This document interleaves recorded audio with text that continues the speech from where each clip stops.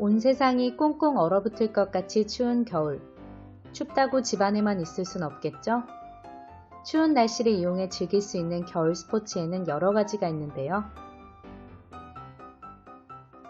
대표적으로 스케이트, 스노우보드, 설산을 멋지게 가로지르는 스키,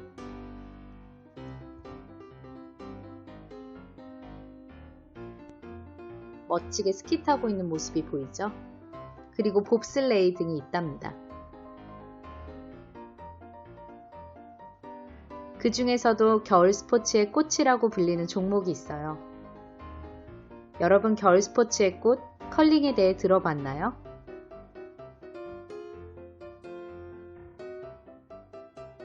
컬링은 각 4명으로 구성된 두 팀이 본인들의 스톤을 하우스 안에 더 가까이 위치하게 하는 게임이에요.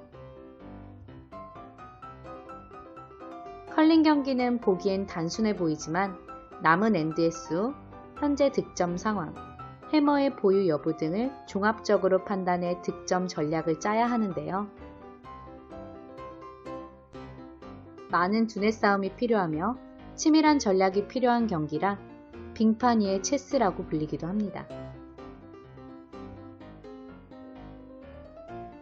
그럼 본격적으로 컬링에 대해서 자세하게 알아보도록 합시다. 컬링의 종주국은 스코틀랜드입니다. 휘어지는 것을 영어로 컬이라고 하는데 돌이 얼음 위를 휘어지며 나가는 모습에서 컬링이라는 용어가 유래되었다고 합니다. 1541년경 빙판 위에서 돌을 사용해 경기를 했다는 것이 현재 컬링과 관련된 가장 오래된 기록이랍니다. 컬링은 1998년 나가노 대회 때부터 동계올림픽 정식 종목으로 채택되었습니다. 우리나라에는 1994년 대한컬링경기연맹이 창설되었고 본격적으로 컬링이 도입된 것은 1997년 무주 동계 유니버시아드 대회를 유치하면서부터인데요. 2018년 평창 동계올림픽에서 김은정이 이끄는 여자 대표팀이 세계적인 팀들을 잇따라 격파하며 은메달을 차지하여 한국 컬링의 역사를 새로 쓰며 사람들에게 널리 알려지게 되었답니다.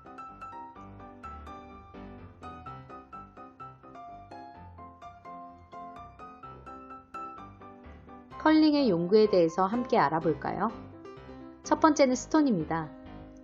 스톤의 둘레는 91.44cm 이하, 높이는 11.43cm 이하, 무게는 최대 19.96kg, 최소 17.24kg을 유지해야 합니다. 스톤은 스코틀랜드 화가암만 사용하고 있는데요. 손잡이에는 손에서 떨어졌는지 확인 가능한 전자장치가 있습니다. 그래서 호그라인에서 파울을 범했는지를 알 수 있답니다. 두 번째는 부름입니다. 스톤의 방향이나 속도를 조절하기 위해 스톤 앞에서 바닥을 문지를 때 사용하는데요. 스틱 부분은 속이 빈 섬유 유리나 탄소 소재로 되어 있고 브러쉬 부분은 직물이나 돼지털, 말총을 사용하고 있습니다. 다음은 컬링화입니다.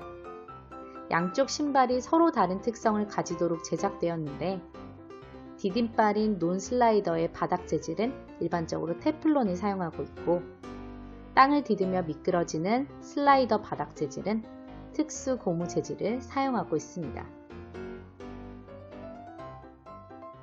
다음은 컬링 경기 용어에 대해서 알아보도록 하겠습니다. 먼저 하우스인데요. 하우스는 오른쪽 그림에 보이는 것을 말합니다. 스톤이 하우스 안에 들어와야 득점으로 인정을 하게 되는데 하우스 중앙은 버튼이라고 합니다. 그리고 이 버튼에 가장 가깝게 스톤을 던진 팀이 승리하게 됩니다.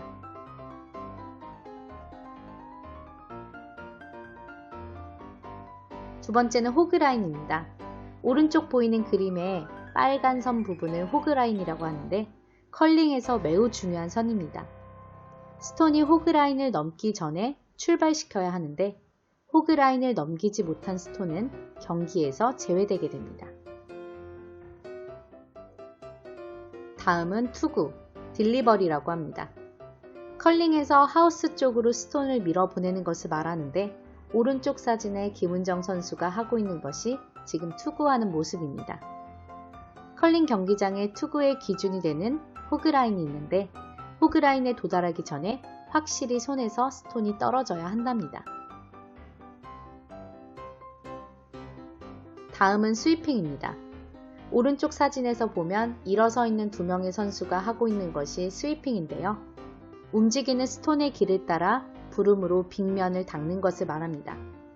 얼음을 닦아주게 되면 스톤의 각도와 속력이 조절되는데 약 3에서 5m 정도 더 나아가게 할 수 있는 아주 중요한 기술이랍니다.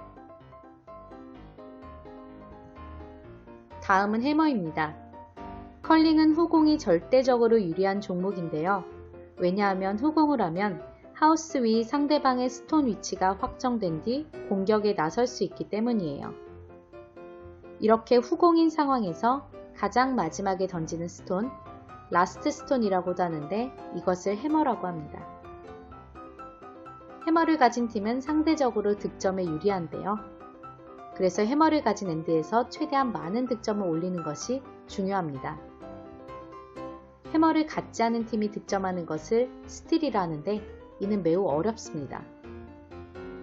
보통 경기 시작 전에 토스로 어느 팀이 첫 번째 엔드에 해머를 갖게 될지 결정하게 됩니다. 그리고 그 이후에는 이전 엔드에서 득점하지 못한 팀이 해머를 갖게 됩니다.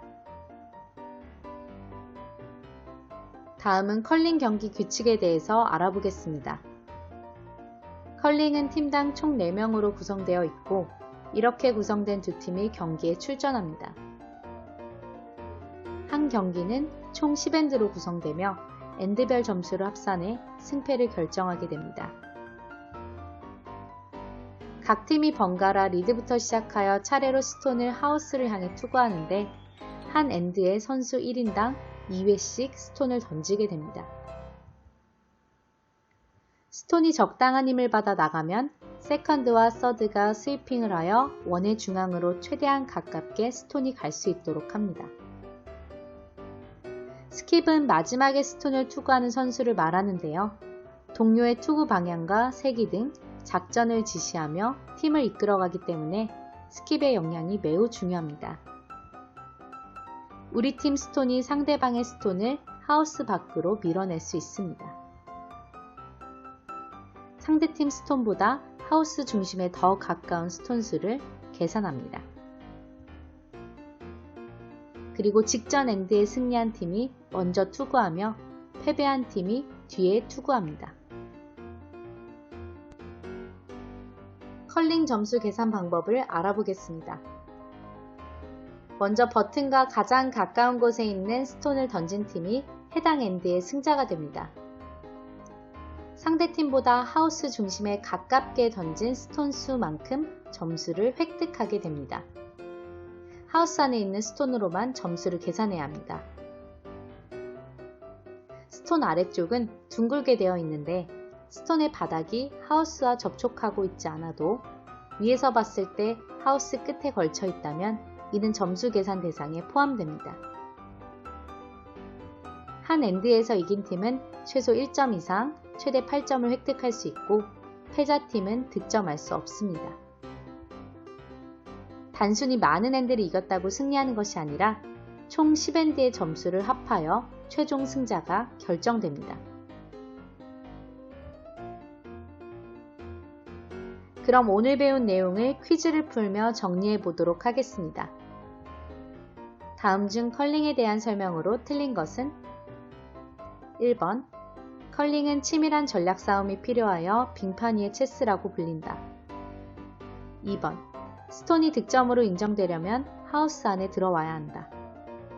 3번 컬링 슈즈는 한쪽은 슬라이딩용, 다른 쪽은 슬라이딩 방지용을 신는다. 4번 스위핑은 얼음을 닦아 스톤을 약 3에서 5m 정도 더 나가게 하는 기술이다. 5번 컬링 경기는 총 10엔드를 게임하여 많은 엔드를 이긴 팀이 승리한다. 정답은 몇 번일까요? 네, 정답은 5번입니다. 컬링은 많은 엔드를 이긴 팀이 아니라 각 엔드에서 얻은 점수의 합이 많은 팀이 승리하는 게임입니다.